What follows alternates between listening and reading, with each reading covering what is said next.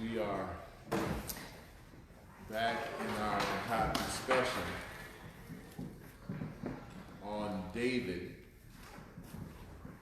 and we understand now that even men who are called after God's own heart have issues, have struggles, have problems, have sin in their lives. Amen? No one is exempt, because the Bible is still clear and sure when it says to us, all have sinned and come short of the glory of God. We went over our lesson last week in chapter 12, where we dealt specifically with David's personal sin with Bathsheba. The first child passed away. He took unto Bathsheba his wife, and after he straightened out that situation, you found out that she has a second son named Solomon. And the Bible says the Lord loved him, or the meaning of Solomon, Jedediah, the beloved of Jehovah is what his name means, all right?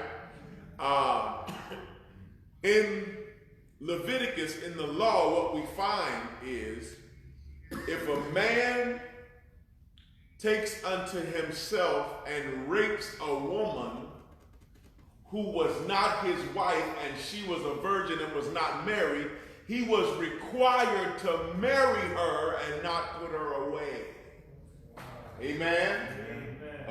You'll find that Leviticus 18, 19, 20, right in those areas, right in those chapters, you'll find those laws. So rape had a consequence. Yes, it did. But it also made it the person that raped the woman had to take care of her for the rest of his life. Amen? Amen. It wasn't just a get away with it kind of thing. Amen? So that was the law. We find out now that David raped another man's wife. Remember, this was Uriah's wife. David raped Uriah's wife, had Uriah killed, right? So he didn't follow the law and rape a woman that was not married. He raped, or he went in unto Bathsheba, who was somebody else's wife, right? So now Uriah is killed. He takes unto him Bathsheba as his wife. They have a son named Solomon. Now notice, there's consequences still that lie in play in this text, because we find out in 2 Samuel 12, verse number 14, it says, howbeit by this deed thou hast given great occasion to the enemies of the Lord to blaspheme. That's what it says in chapter 12, verse number 14. All right, so now we see the first thing that happens when we get into David's sin is that the consequences don't start outside of his house. The consequences begin inside of his house. All right, that's what we're getting ready to pick up. We understand David has sinned. David has been forgiven. His life has been spared. The first child dies. Solomon is born, but there are some issues that still, or some consequences that still must be paid for. Right here, 2 Samuel chapter 13. And it came to pass after this that Absalom, the son of David, had a fair sister whose name was Tamar, and Amnon, the son of David, loved her. Notice, Tamar is beautiful. That's why it says fair sister. It speaks of the beauty of Amnon and Tamar in previous chapters. But Tamar had to be drop dead gorgeous for her half-brother Absalom to love her, or Amnon to love her. Had to be drop dead gorgeous for Amnon to love her. So Absalom and Tamar are brother and sister. They are the son and daughter of Maacah, who was a king at that time. The father's name was Talmai of Geshur. You'll find out how that fits into the story. So there's kingship inside of David's camp. You remember David came and married all those wives in 1 Samuel? Because he wanted to make peace with those other kings that were surrounding him. Maacah is one of those wives. All right? Here it is.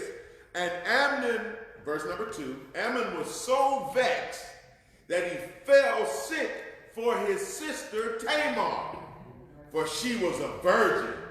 And Amnon thought it hard for him to do anything to her. Virgins who were king's daughters were kept in a separate place, all right? So that they would not be defiled by the world. They were kept in a separate place. So Amnon loved her, and because he could not get to her, he fell sick inside of his soul. He fell sick inside of he had a whole lot of lust. Right? Watch how it works out. Verse number 3. But Amnon had a friend whose name was Jonadab, the son of Shimeah, David's brother. And Jonadab was a very subtle man. Now this is the cousin who comes in. And anytime you have a friend that will help you sin, it's not your friend. All right. Here it is, verse number 4. And he said unto him, why art thou, being the king's son, lean from day to day? Wilt thou not tell me? And Amnon said unto him, I love Tamar, my brother Absalom's sister. And Jonadab said unto him, lay thee down on thy bed, and make thyself sick, and fake like you're sick, is what that means. And when thy father cometh to see thee, say unto him, I pray thee, let my sister Tamar come and give me meat, and dress the meat in my sight, that I may see it and eat it at her hand.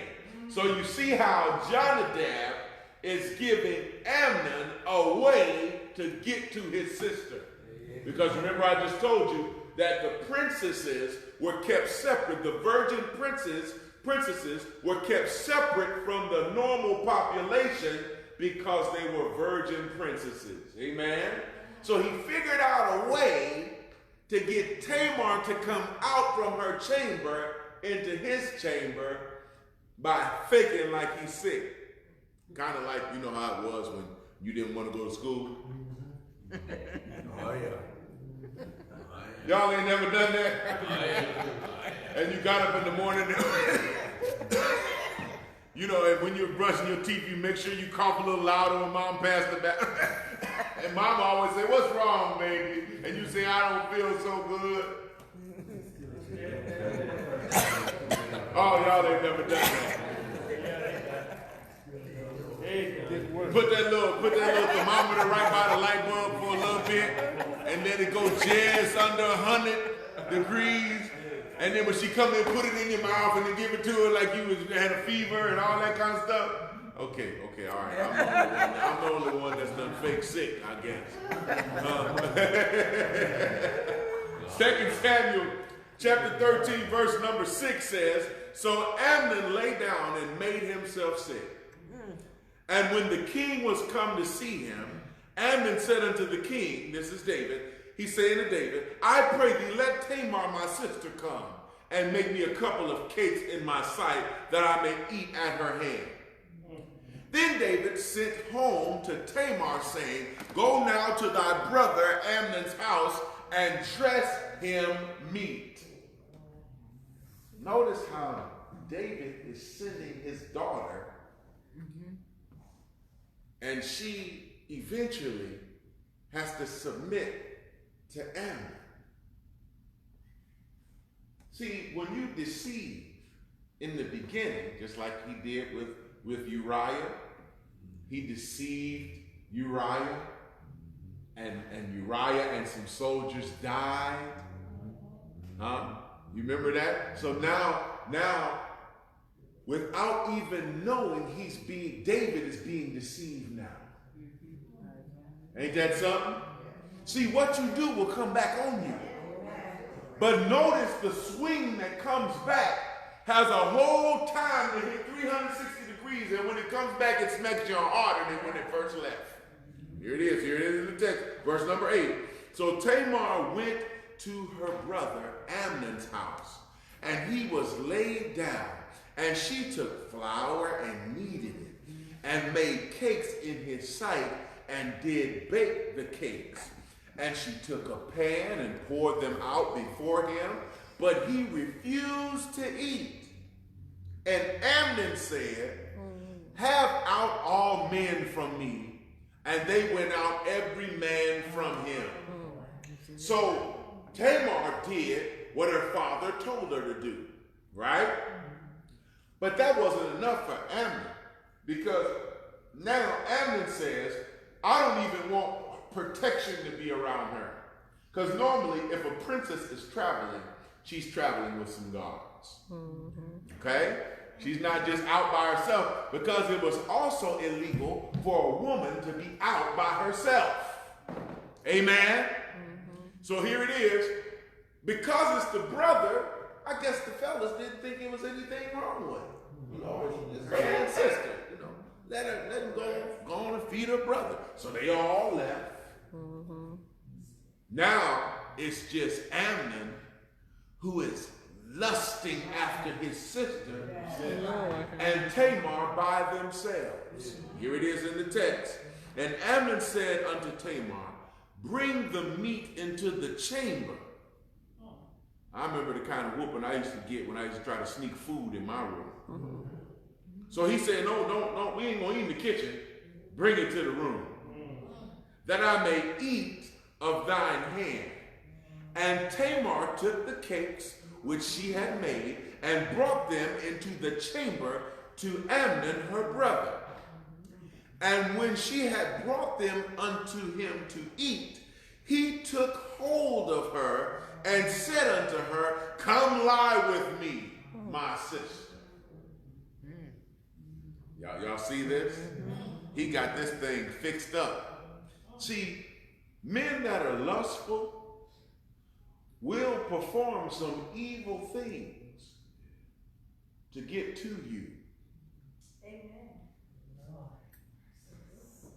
See, it's a very big difference between lust and love. Yes, it is.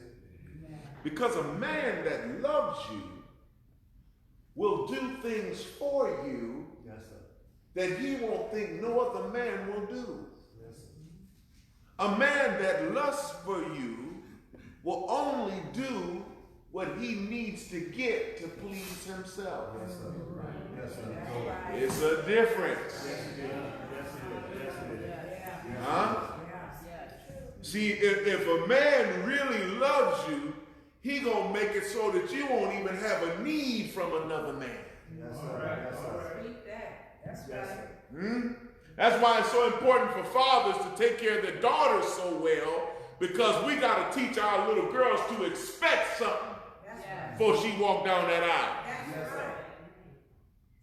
And there's some requirements. My daddy got my nails done. My daddy got my hair done. My daddy put a roof over my head. My daddy put clothes on my back. My daddy made sure I was clean. My daddy made sure I went to the hospital when I needed. My daddy made sure I went to the dentist. That responsibility changes to the husband. That's right. All right.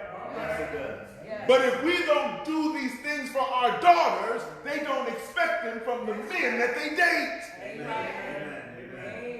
Oh, I'm telling the truth. Yes, sir. Yes, sir. You know, when you get down to the covenant, you know how they say the vows to the Lord? Yes. The earthly vow is to the the groom and the father. There was an earthly vow there. And the father stands in the position like the mouthpiece of the preacher. Because if the groom does not perform the duties that he had vowed to God, it is the father of the bride that's supposed to go to the groom and say, hey, wait a minute, man. I gave you my daughter pure, and you said you was going to take care of her. Now get on your job or it's going to be a problem between me and you. See, that's why you can't have when they say, who giveth this woman to be married to this man? You can't have the mother and the father get up and say, we do. Because it's not the wife's responsibility to make that groom do what he's supposed to do. It's the father's. That's right. See, but we got all of this equality stuff. And we forget that the man is still the head of his house. Because I wouldn't send my wife out to go check no man nowhere. All right. Okay, I had to move a little more because you see now what's going on, all of this stuff, and I want to teach you the backdrop behind it so that we know why God set these things in place and why God set men to be the head, because it's a requirement that he protects his family. Ephesians chapter 5, just as Christ loved the church, so a man ought to love his wife. Yes. Amen. It's in the book. Verse number 12. And she answered him, nay, my brother, do not force me, for no such thing ought to be done in Israel. Do not this folly. Be not foolish. This refers back to Genesis 34 when Dinah was raped. To Judges chapter 19 and chapter 20 when the Levite's concubine was raped. You remember he couldn't find nowhere to go in the Benjamite city. So an old man saw him and took him into his house. And then there was some perverts in Gibeah. And they didn't want the woman that was in the house. They wanted the man that was in there. Lord have mercy. And they got the banging on the door. And they said, please do not this folly. Be not a fool. Same verbiage. So the old man said, here's my daughter. She's a virgin. And the Levite said, here's my concubine. But do not this folly. And they raped her. Yep, that's in the word. Raped her all night long, the Bible says. Raped her so bad that the next morning when they opened the door, there she go laying at the door. He went to put her up on his feet and she was dead. Oh, wow. Levi took his concubine, cut her up into 12 pieces, laid them down at the 12 doors of the tribes of Israel because he was in a Benjamite city. What are y'all going to do about this that they've done to my concubine? This rape. See, it's very, very, very, very important, saints, that we understand that when a woman says no, Yes, sir. it means no. Yes, it does. Yes, it does. And those who overstep that bound becomes a fool. Yes, sir. Oh. I understand. There's a lot of guys who don't obey that. They just do what they want to do. Yes, sir. Right? And it took a long time for even our judicial system to get right with it. Right? I remember in the early 70s when I was coming up that it wasn't illegal to rape your wife. It's still ain't. Huh? Yes, it Still ain't. Yo, it is now. That law's been changed. Yeah. If she keeps it on you, you can get If she says no and you married to her, Yeah. and you take it, she can file charges. Yeah. Oh, yeah. Yeah, that's that way now. Right? Yeah.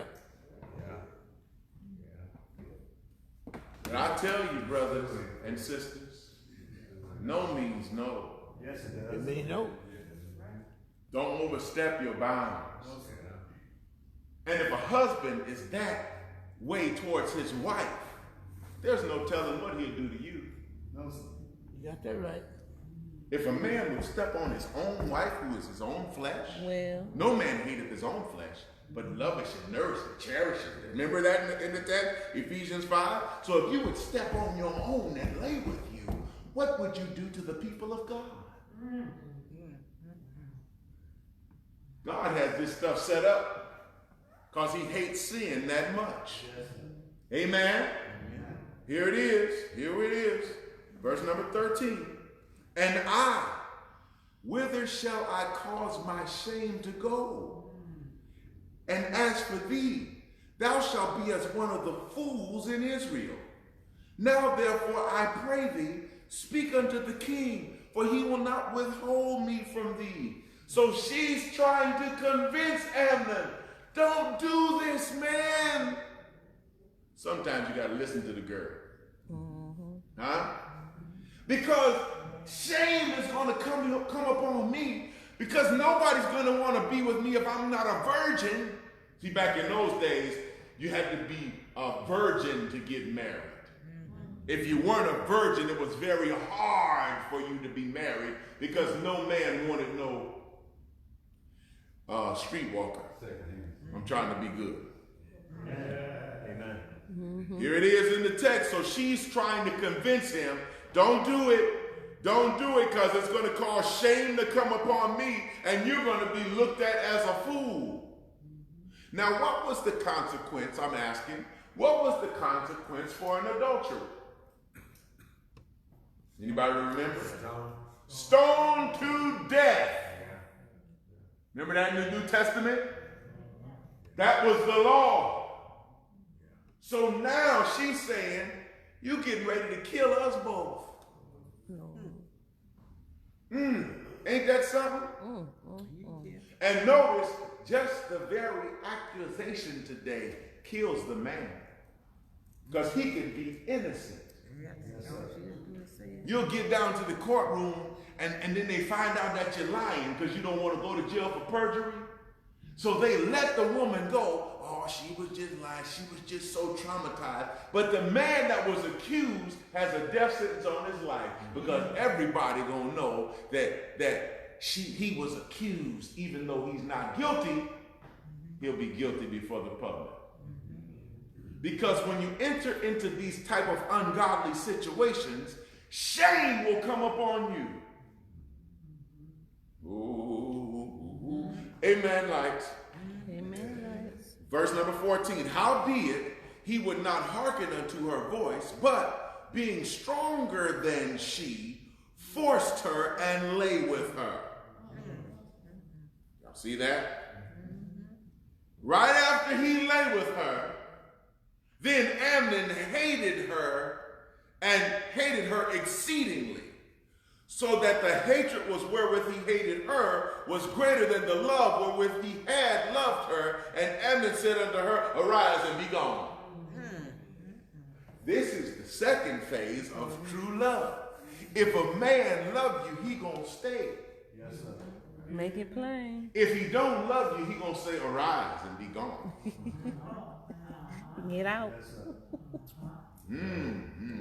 See, this is how we know that Amnon's love was not love. Amnon's love was because he was at attention for a long time, and he couldn't get over his woman, or who he thought was supposed to be his woman. Huh? And what did Paul say in the New Testament in Corinth? He said, if you just got to have it, go on and get married. Because it's better to marry than to burn. Yes, sir. Right? Yes, sir. Oh, I've had counseling sessions where the brother got the girl pregnant, but they started arguing during the pregnancy, and they weren't married, so they decide they split up. No, baby. You can't play house and escape. Because eventually, if you don't pay, they're going to take your driver's license. Eventually, if you keep on and you don't pay, there's going to be a warrant put out for your arrest. See, this is why it's so pertinent that we start to teach the right way instead of passing out condoms. Yeah. The truth now, Pastor. That's why it's so pertinent that we start teaching the right way instead of passing out them IUDs and putting them things in them girls now that's causing them to get sick to keep them from having babies. Because you know they're going to do it anyhow. They just might as well be safe. Huh? When I just told you a couple of weeks ago that the foolproof method to never have a baby and never catch a sexually transmitted disease is to keep your legs closed and boys, keep your pants up. Amen. But see, if we start teaching that, then you're going to have all of these communities who have harems and who've been doing all this mess come out against you because this message is not a popular message. See, the right way is starting to seem so wrong now. That I've had people tell me, oh man, that's old-timey. Oh yeah, they'll tell you that. But then the same ones that's taking them pills and putting that stuff on them to kill the crabs between their legs. Ooh, amen lights, amen lights, amen lights. See, because we need to talk about this kind of stuff in church. Talk about this kind of stuff with our children. Because there's going to come a day where they're going to start lusting. Yep. Yes, Yes. And trust me, the hormones are a natural God-given energy in our bodies so that men will grow to love their wives, not so that they can date and spread it all over town. Amen, lights. Amen, lights. Praise the Lord, somebody. Because you don't see too many men loving their wives no more. You just see a whole lot of husbands spreading it all over town. Lord have mercy. They done crossed over on the side of the fence though. Oh, and they done crossed over on the other side of the fence. Right? Because the natural hormone structure of both male and female are designed to make us like Adam and Eve before the eating of the fruit. So that we won't be ashamed of each other. We will love each other and become one flesh. But we have twisted God's way and made it our own way, and we think, man, you know, I got me 2, 3, 4 girlfriends. Right, Huh? That ain't cool.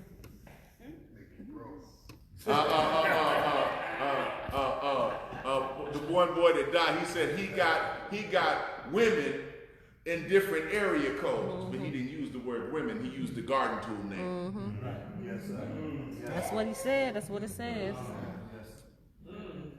And they celebrate it. We put it in our music now. Said if a man walk up with a fur coat and a nice hat on and driving a nice car and he got a few women, he's just the talk of the town. Huh? Our women have begun to mimic the men. Because now women are doing that thinking they're so popular because they can just sleep when they want to. And since the men can do it, we can do it too. You see how foolish it is? Now flip the script. It's been going on and it's going on, and it even has infiltrated the church. Lord. You talking now. I'm a life applications teacher. Because there have even been some men who have accepted their call. Lord. And have taken their calling and stopped using it for good, but started using it for evil. Because of their junior high school practice and their high school and their collegiate practice of sleeping around, they bring that same adage into the church. Yep. And all of a sudden you see them with 2, 3 women preaching every Sunday. Amen. Like, now he'll acknowledge his wife and wink at his girl. Right before he began to preach.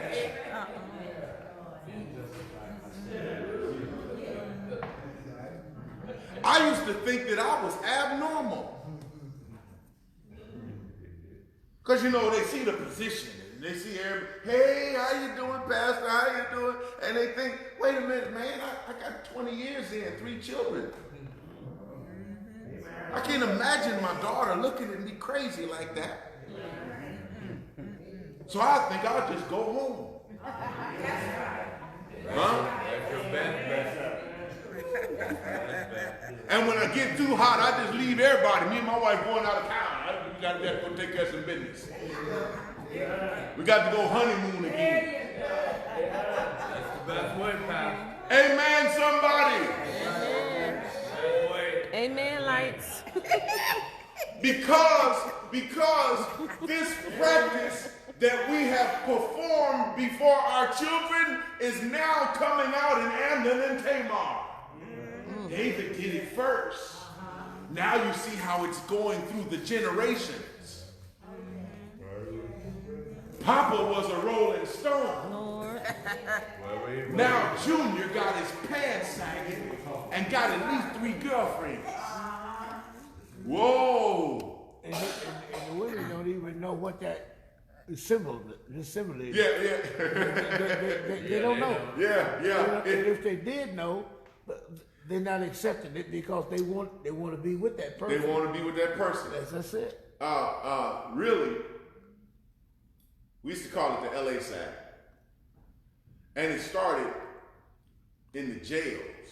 Yes, sir. That's where it started. That's why it started. That's why it started. Because they couldn't wear belts in jail. Right. But it was easy access for the other men who hadn't been with women in a long time to abuse another man. And we have taken the very things we don't want for our children and started to celebrate it in the street and on television. I remember they used to tell us, don't go to jail. And if you go to jail, don't drop the soap. Don't drop the soap. Y'all remember that? Yeah. But now we see dropping the soap on commercials. You got that right. Dropping the soap on videos, and it's okay. The one boy that just made one of them real popular songs all the kids was dancing to, he just came out. Take his horse to the uptown road and ride till he came no more. He just came out. Yeah. See, because now he's trying to make it okay for even our babies. And it's not him, the rapper, it's Satan. That's right. The devil. Yeah, now. There you go. He's using men to infiltrate our families, to tell us the opposite of what God tells us. Yes. Teach God's word, Pastor. That's right. Verse number 16, as I move on, I digress. And she said unto him, there is no cause. This evil in sending me away is greater than the other that thou didst unto me. But he would not hearken unto her. She's saying, if you put me out, that's worse than you raping me. Lord. Then he called his servant that ministered unto him and said, put now this woman out from me, and bolt the door after her. Put her out and make it so she can't get back in. See, because a woman who had been raped or committed adultery was supposed to be, what Brother Thomas said, stoned to death. And who would have believed her after all? Amnon was the king's son. Right. You see that happening a lot today too. It's your word against mine. Yes, sir. And Deuteronomy says, after all, out of the mouth of 2 to 3 witnesses shall a matter be established. So since you don't have another witness, it's just my word against yours. I did and you said I did.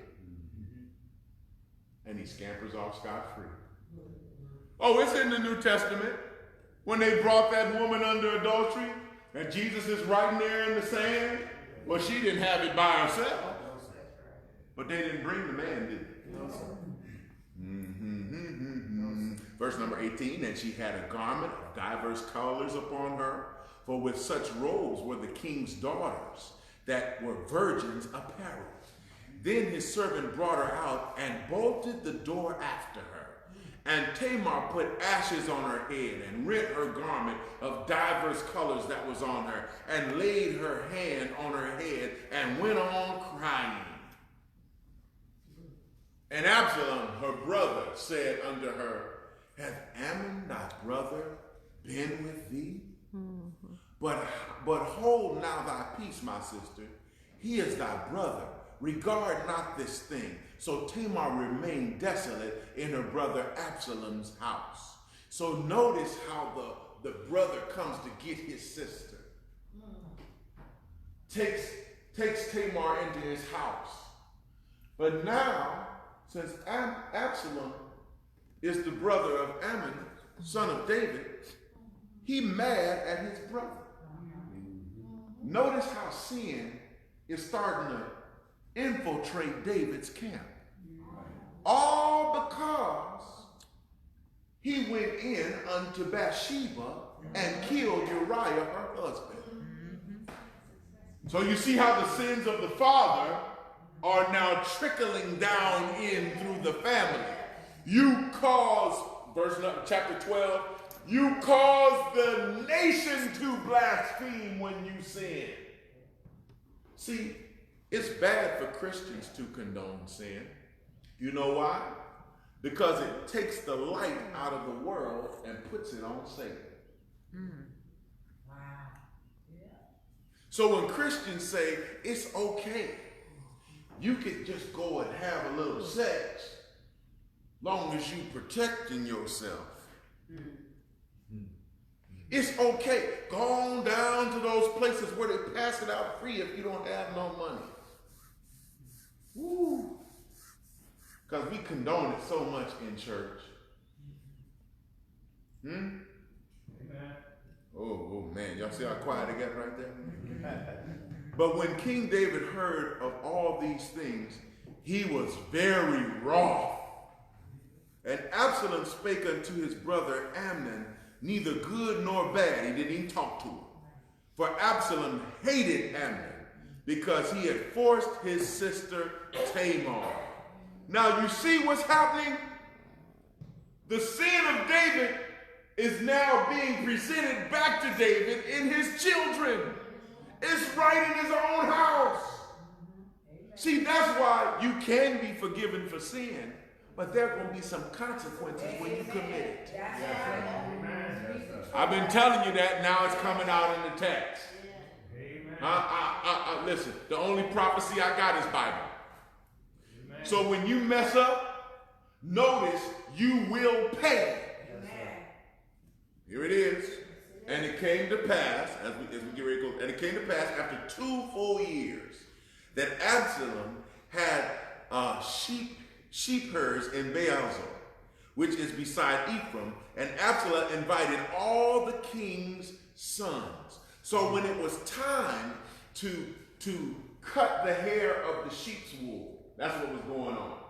They oftentimes, when the sheep grew their hair really long, they had to cut it down, not only for commerce to make clothing, but also because sheep were real top heavy.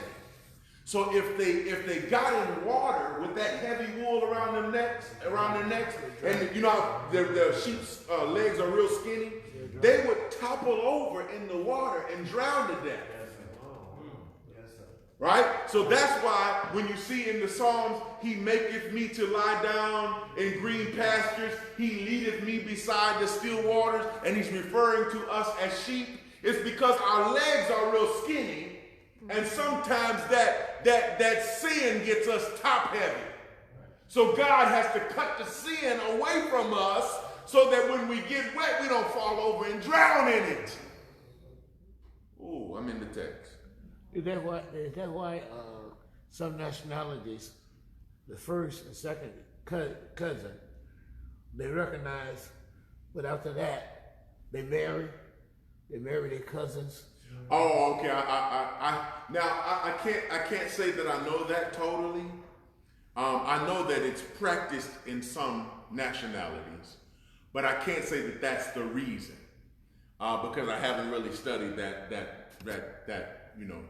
religion or that practice. But what I can say is that if you marry too close to family, it breeds birth defect. Yes, sir. Yes, sir. That's true. Yes, it does. That's a medical fact, Yes, sir. right? Yes, sir. So see, that's why, you got to be careful. You got to be real careful, right? It was a Cox that was in my science class with me in high school. And they used to always think me and this girl was related. And there are some Coxes that still live in Cleveland that I have never met. And they related to me. They're my grandfather's brother's children. And I've never met them. So I'll be careful when I meet a Cox. Uh-oh. Well, I'm married now, so I'm good. But when I was single, you had to be careful because you just may marry your family. Yes. You gotta be careful. You gotta be careful. So they have this party, and 2 years have passed.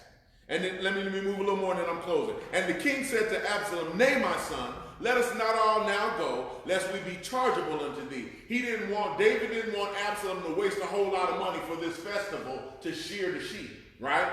And he pressed him, howbeit he would not go, but blessed him. He says, "You can still have the whole festival, but I can't come, because if all of us come, you have to pay for a whole lot of folks. And I don't want you to run out of money, son. You're supposed to make money, not lose it." Yes, sir. So he's looking out for his son.